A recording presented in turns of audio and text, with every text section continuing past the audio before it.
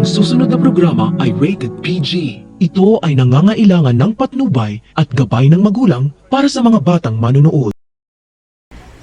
Abot langit ang pasasalamat ni Moira dahil binalikan siya ni Zoe sa kondo nito dahil kung hindi pinaglalamayan na siya ngayon dahil tinuluyan na siya ni Doc Carlos.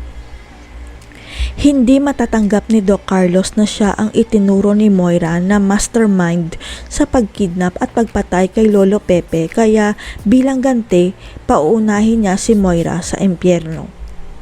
Pero biglang nagbago ang isip ni Doc Carlos na patahimikin si Moira nang magmakaawa na sa kanya ang anak niyang si Zoe na wala siyang makakasama kung wala na ang mami niya.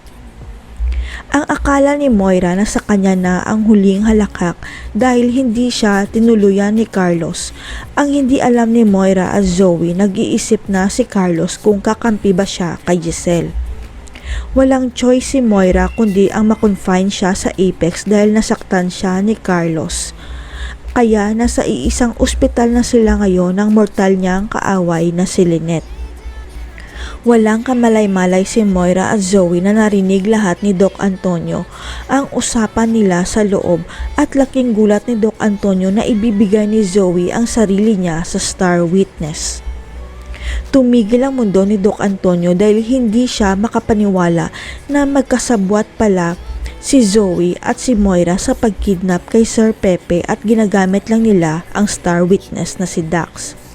Sa isip ni Doc Antonio, tama pala ang hinala ni Ma'am Giselle na si Zoe ang nag-impluwensya kay Dax para magbago ito ng statement dahil magkasabwat sila ng mami niya sa krimen. Kaya dali-daling tinawagan ni Doc Antonio si Annalyn na nasa ibang ospital ngayon at mabuti na lang at sinagot ni Annalyn ang tawag ni Luke dahil hawak na niya ang cellphone niya. Gumuho ang mundo ni Annalyn nang marinig niya ang sinabi ni Luke na kasabwat ni Zoe ang mami niya sa pagkidnap kay Lolo Pepe at kaya niyang ibigay ang sarili niya kay Dax.